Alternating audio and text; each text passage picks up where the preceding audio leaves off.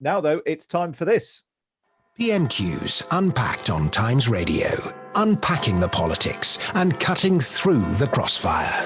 Order. I call Matt Chorley and Tim Shipman.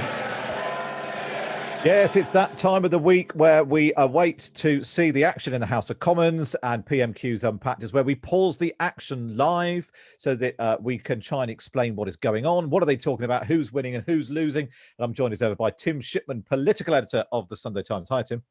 Hi, Matt. I must first apologise for zooming in wearing a jumper, obviously underdressed.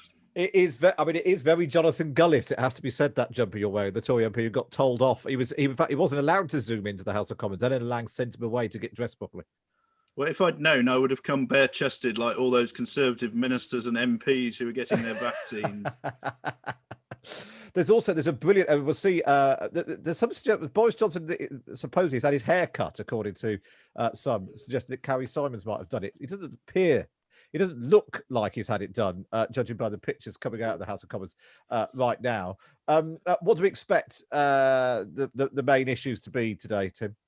I mean, looking at those pictures, if that's a haircut, they're obviously charging by the inch because they haven't taken very much off. I mean, you've got several things, haven't you? You've got this whole, it would be strange, wouldn't it, if Keir Starmer didn't try to interrogate Boris Johnson a little bit about his roadmap. And you wonder whether the tougher questions will come from the Leader of the Opposition or from the Tory benches behind him, who are very unhappy about the pace of events. The other big issue is vaccine passports or certificates or apps, or call it what you will. Michael Gove's been put in charge of coming up with something on that. I would imagine the Labour leader might want to try and find out what's going on with that. The government seems to be completely neuralgic about doing this, but seems to recognise that some form of recognition for having had the vaccine is in order. And then, the budget is a week away, and it wouldn't surprise me if you saw Starmer try to sort of roll the pitch a little bit, perhaps try and predict what Rishi Sunak's going to announce in a week, and demand it all now. Well, let's find out. We go live to the House of Commons. This is the Labour leader, Keir Starmer. The principles behind the Prime Minister's recovery plan of caution and it must be irreversible are plainly right. But one of the biggest threats to that is misinformation about the risks of the deadly virus. For example, there have been people saying that COVID statistics appear to have been manipulated, that Monday's roadmap is based on dodgy assumptions and false modelling. Does the Prime Minister agree that these kinds of comments are irresponsible and undermine our national recovery? Prime Minister. Mr. Speaker, the roadmap that we've set out will, I believe, set us on a cautious but irreversible journey to freedom, and I'm glad that he supports the 4 steps of March the 8th for schools, April 12th for shops, May the 17th for hospitality, June the 21st for everything, and the data supporting all of that, Mr. Speaker, has been available to the House since I announced it on Monday. OK, let's just jump in there. I suspect that the punchline is coming from Keir Starmer, but it's worth pointing out, Tim Shipman, when he talks about people saying that COVID statistics appear to have been manipulated, I think he has one very clear person in mind with that. Yeah, well, he's talking about the people in the COVID recovery group. Mark Harper, the former chief whip, has been saying this is all a bit dodgy, and what Johnson is relying on bears no resemblance to the reality of what's happening on the ground. The models are all wrong. Steve Baker, his deputy in that group, has been pretty vocal as well. There's been a lot of people sounding off about this. And it's interesting that Starmer's first move is not to disagree with the Prime Minister, but to try and drive a wedge between him and his backbenchers. Yeah, it was Desmond Swayne who famously said that he thought that he was caught saying that the data had been manipulated. Let's see if Keir Starmer is now going to answer his own question. Let's take a listen. I think the Prime Minister dodged that question, no doubt because all those comments came from his own MPs, some of the 60 or so members of the COVID recovery group. Perhaps the Prime Minister should have a word with them. Another big threat to the recovery plan is that around 3 in 10 people who should be self-isolating aren't doing so. That's a huge gap in our defences, and the small changes on Monday won't fix it. That's why Labour has called for the £500 self-isolation payment to be made available to everybody who needs it. Will the Prime Minister just fix this? Minister.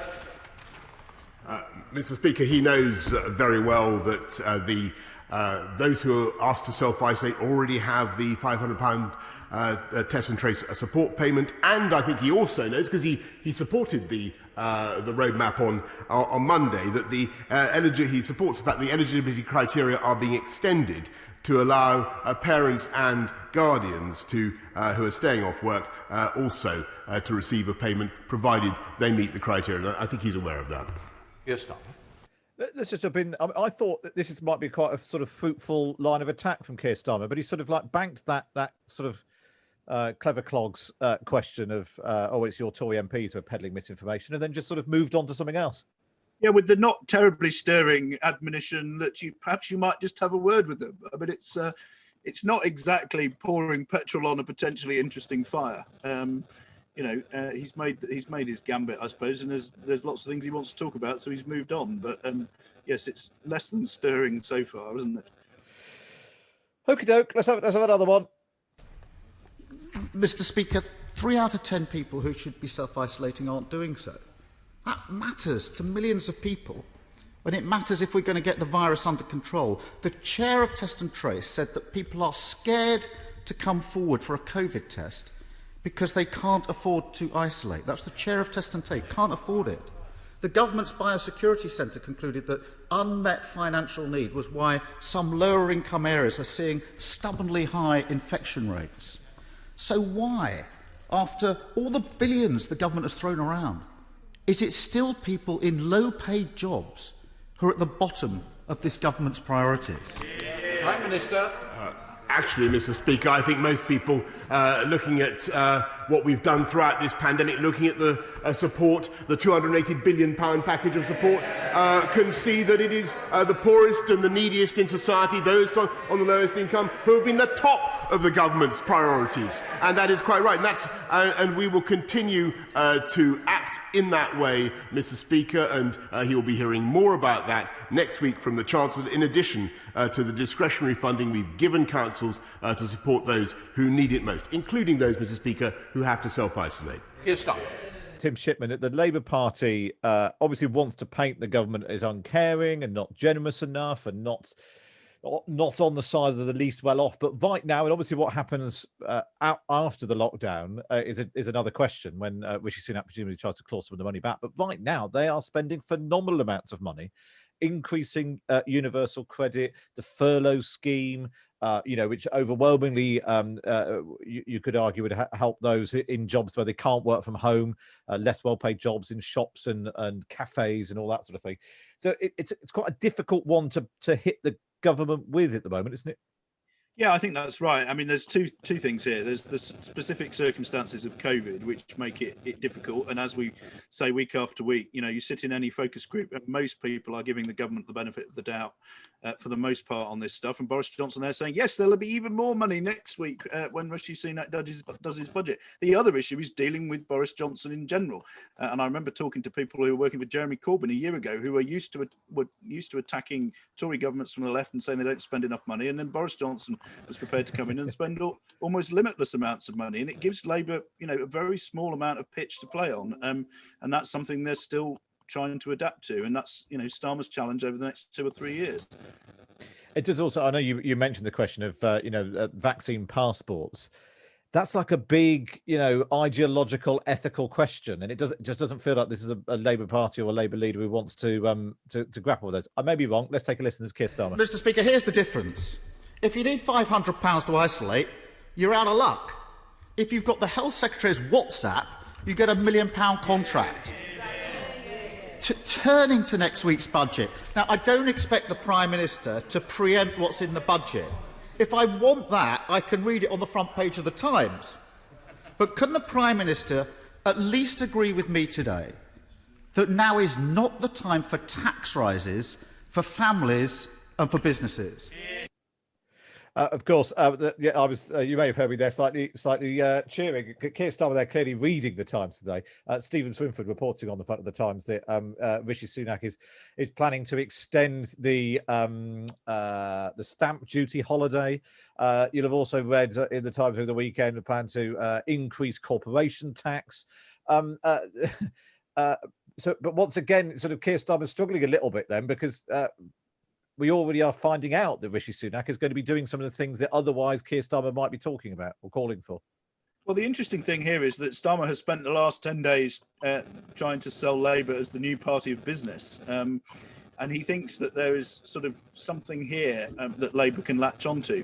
So now the world is turning upside down, and it is the Labour Party saying there shouldn't be any taxes on business. And it's a Conservative Party that's preparing to ramp up corporation tax, as both the Times and Sunday Times have been reporting for some time. Good to see the leader of the opposition has a good taste in newspapers, if nothing else. Get yourself a subscription as ever. Go to thetimes.co.uk. And right now, you'll get your first month for free. Anyway, let's go back to Boris Johnson, see if he's been reading the Times as well. Prime Minister.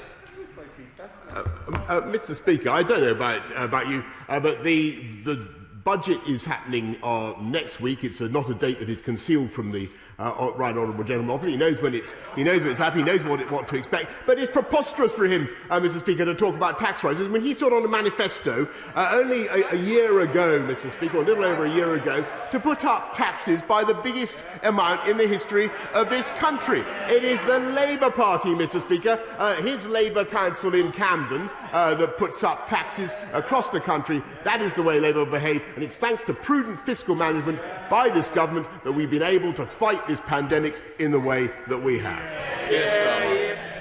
I'm not sure the Prime Minister totally knows how things work about quite how the Labour Council in Camden is putting up taxes right across the country. No, I mean, he's playing to the old cliche about the Labour Party and, hoping that still has some traction, whereas I think a lot of voters will look at Keir Starmer and think that's a little bit different from Jeremy Corbyn. But as I say, these are sort of new and interesting times. I mean, Boris Johnson now talking about prudent fiscal management. That will come as news to the Chancellor of the Exchequer, who's been trying to get him to not commit to quite such extravagant spending for the better part of the last year. But, this is a government that has spent well in excess of £300 billion on this current crisis. And if you've got the Labour Party saying don't put up tax, there's not been a great deal of pressure on the government to do a great deal about any of this. It is. It's not just the country that needs to be weaned off this spending; it's the Prime Minister, and that's part of the challenge that the Chancellor is facing. Let's go back to Keir Starmer then. Let's see if he's got an answer to Camden Council's responsibility for all tax. He wants to talk about tax rises. And he should, because this matters. Councils up and down the country are being forced to decide now whether to put council tax up. That's a £2 billion rise on families. I'm not blaming councils. They've been starved of funding for a decade. And Labour and Conservative councils are in the same position. For example, the Prime Minister might want to concentrate on his own constituency. His own council, Hillingdon, Conservative-run Hillingdon, is voting to increase council tax by 4.8%. Does the Prime Minister think that they're right to do that? I think the Prime Minister just blundered into queuing up Keir Starmer's next question there. They're rather quaint that Starmer imagines that Boris Johnson has visited his constituency recently. I'm not sure if that counts. I suppose it's not a million miles away from Downing Street. You could pop out there and speak to local people if he wanted to. But council tax, this is a proper bread and butter issue. This is an old school row. Council tax is going up. The opposition blames the government. The government will say, I suspect it's council's fault, not ours. Prime Minister. Mr. Speaker, Hillingdon Council, in common with most Conservative councils, has been running lower taxes, lower council taxes than Labour, up and down the country. He's completely wrong, Mr. Speaker. I'm going to correct him. The top 10 highest council taxing councils in this country are run by the Labour Party, Mr. Speaker. And they are all going to put their taxes up, Mr. Speaker, except for one in those top 10, which is Burnley, which is currently in no overall control, Mr. Speaker. And he talks about London and my own record on taxes. He should talk to the current Labour Mayor of London, who is putting up his council tax by 10%, because I can tell him that the previous Conservative Mayor of London, Mr. Speaker, cut council tax by 20%. That's what Conservative councils do. Keir Starmer. Well, what I was going to say is that he was going to going to say that Tory councils cost you less, which of course is exactly what he did. But as you say, this is a good old-fashioned row that really appears. It feels so detached from sort of the mainstream of politics to be having a row about council tax that it's rather sort of quaint and old-fashioned. I rather like it. Yeah, it does. I have seen this ding dong between Jeremy Corbyn and Theresa May, David Cameron and Ed Miliband, David Cameron and Gordon Brown, and Tony Blair before him. Does it make any difference? Do you think? It is one of those things where everyone, you get your bill. I think, that's gone up again. What am I getting for that? The council say, well, the government isn't giving us enough money. Does it have any impact on national politics? Do you think the council tax rises? I think it does a little bit, but I think it's people are more inclined to blame their local council than to blame the government centrally that isn't giving the council the money it needs. That would be the argument. I think the interesting thing about politics where we are now is that Boris Johnson, if he is successful over the next couple of years, can spend loads of money and get praise for that, whilst also playing a sort of fiscally responsible card and saying the Labour Party would splurge even more. And if he manages to pull off that trick, then that's how the Tories get re-elected. And Starmer's got to try and chivvy away at that. I suppose the flip side is if the Tory party is splashing the cash, it makes it much harder for them to say, look at that lot, they want to splash the cash. And it's the amount of cash we're splashing is fine, but not a penny more is a slightly more difficult dividing line to play. Let's go back then and see how Keir Starmer winds up. The fact is, Mr. Speaker, that £15 billion has been taken out of council budgets over the last 10 years. The Prime Minister stopped blaming others for the damage he's done, and he quotes the Mayor. This was the former Mayor who bought water can that can be used, spent millions on a garden bridge that never got built, and then more recently given a pay rise to Dominic Cummings. Mr. Speaker, this is another PMQs with yet again no answers. And the truth is this. The government spent a decade weakening the foundations of our economy and our country. As a result, we have the highest death toll in Europe. We have the worst recession of any major economy. Families are facing council tax rises and millions can't afford to self-isolate. And all the Prime Minister offers is a return to business as usual. Next week's budget is a chance to choose a different path, to build a stronger future, to protect families, to give our key workers the pay rise they deserve, and to back British businesses by supporting 100,000 new start-ups. Will the Prime Minister do so? Prime Minister. Now, here's the interesting thing for me, Tim Shipman. He's done this a couple of weeks now. Keir Starmer trying to pin on Boris Johnson the last 10 years of Conservative austerity. And you could say, well, Boris Johnson can argue he wasn't even in Parliament for half of that. He was at least the Foreign Secretary under Theresa May. He was a Conservative mayor. He was very close to David Cameron, at least when he wanted to be. The problem for me, I think, with this as a strategy is he can't say that Boris Johnson was is culpable for everything that David Cameron did. And yet Keir Starmer has no responsibility at all for Jeremy Corbyn's leadership. And that it does feel like there's a tension there in that strategy. Yeah, I think there is, and I think what both of them have done relatively successfully is show that they're not, that they are a new broom and that they are a new regime. Starmer certainly pulled that off at the start of his time as Labour leader, I think, and Boris Johnson's success was in saying this is a new government. Back in at the end of 2019, and the public broadly bought that. They didn't see Boris Johnson as being very similar. He was pushing Brexit. His predecessors weren't. He's now spending loads of money. His predecessors were nailed to austerity. And it's a difficult argument to make in either direction. That's why I think we're in a pretty new world here. And they're still both finding their feet. And I think this edition of PMQs has shown how difficult it is for them both yet to find the arguments that are going to really, really cut through. I think this has been an interesting sort of probing exercise, but it feels like the world hasn't changed this lunchtime. Keir Starmer calling for, in the budget next week, a stronger future, protecting families, looking after key workers and backing British business. A radical programme from the leader of the opposition. Let's see if Boris Johnson's willing to sign up to it. Mr. Speaker, if you'll only wait till next week, I think you'll find that we'll do far more than that paltry that paltry agenda that he set out. Far more than that. And I must say, Mr. Speaker, it is quite mystifying to see the way the right honourable gentleman weaves hither and yon like some sort of druidical rocking stone, Mr. Speaker. One week he claims that he supports the vaccination rollout. The next week he actually attacks the vaccine task force when they're spending money to try to reach hard-to-reach vaccine-resistant groups and says that kind of spending can't be justified. One week he calls for us to go faster with rolling out vaccines, when he would have stayed in the European Medicines Agency, which would have made that rollout impossible, Mr. Speaker.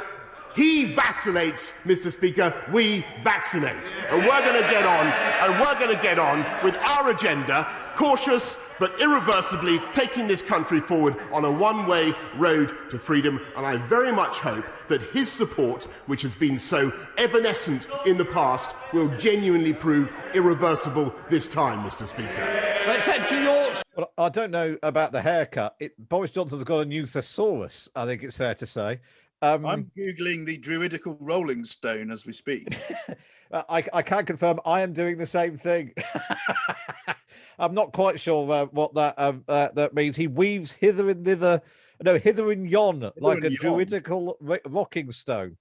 No idea what all that was about. I mean, he vacillates, we vaccinate. So it's something that probably sounded better in the meeting this morning than it did out in the wild. Well, it's a decent line if most people know what vacillate means. It works, but it may have it may be regarded as niche. I think it's fair to say. We'll try and find out more about the druidical rocking stones. This feels like something we need to know about. But I think we can hear now from the leader of the SNP in Westminster. This is Ian Blackford. Huge sums going throughout the country, and I must say I wish that the Scottish Nationalist government would spend that money better. Because it's very sad to see some of the failures in education policy in Scotland, the failures in their criminal justice policy in fighting crime. And I think what the people of the whole UK would like to see, and I believe the people of Scotland, is less talk about a referendum, Mr. Speaker, which is his agenda, and more talk about the real issues facing our country. Go back to Ian Blackford. Ian Blackford. Thank you, Mr. Speaker. The Prime Minister is boasting, but the cold, hard reality is that the United Kingdom has suffered the worst slump of any major economy, and 120,000 people have lost their lives. That's under your guidance, Prime Minister. Coronavirus has exposed the deep inequalities under this broken Westminster system. After a decade of Tory cuts, millions of families are in poverty and UK unemployment is soaring.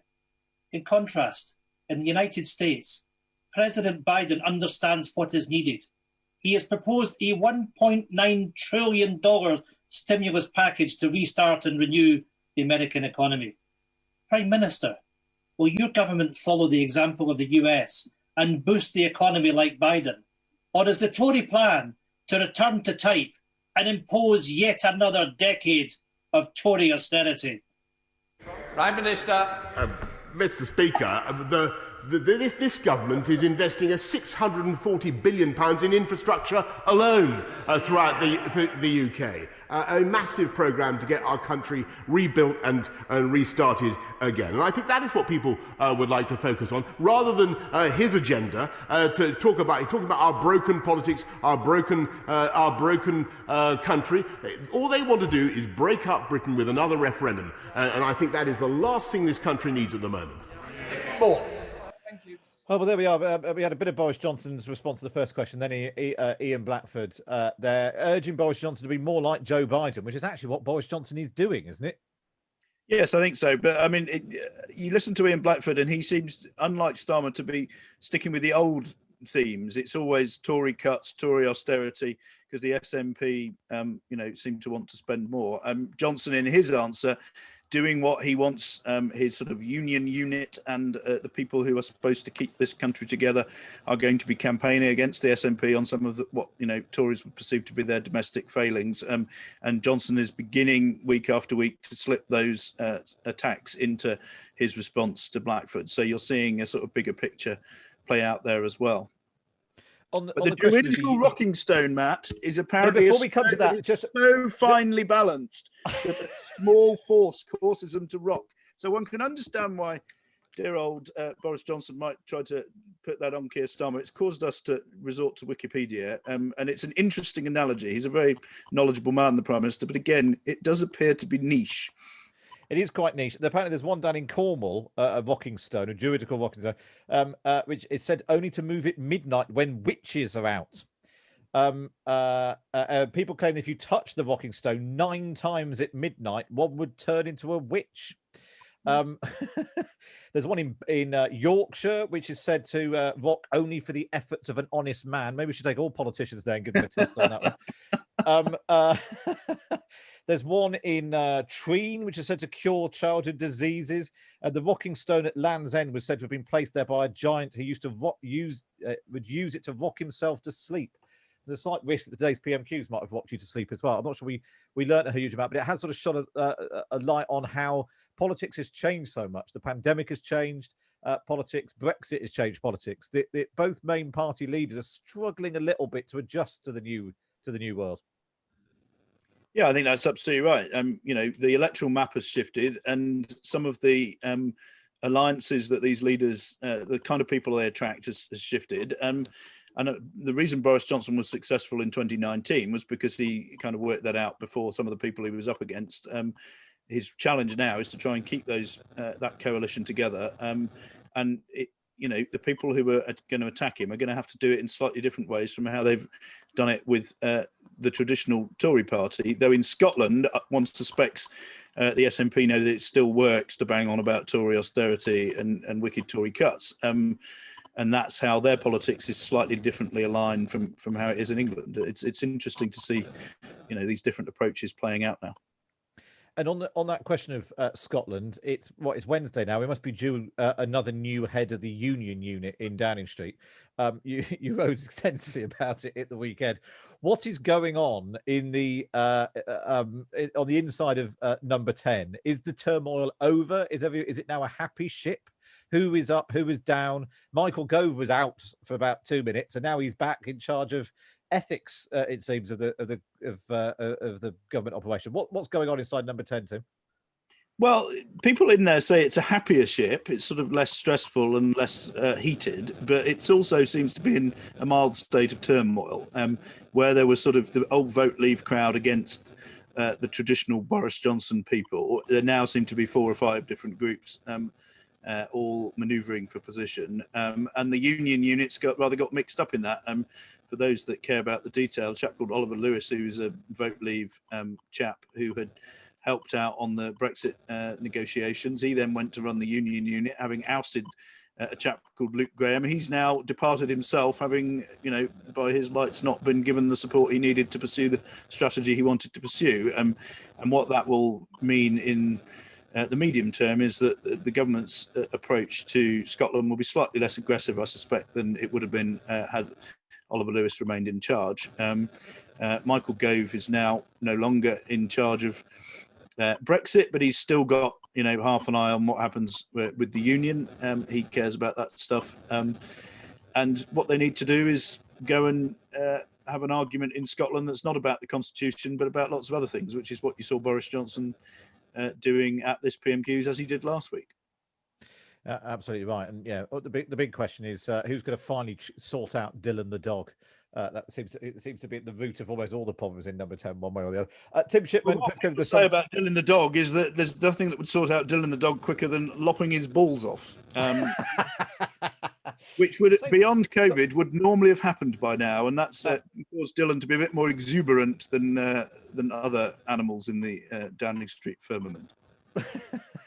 If some people might say the same might apply to the Prime Minister, but you wouldn't catch me doing that. Tim Shipman, political editor of the Sunday Times.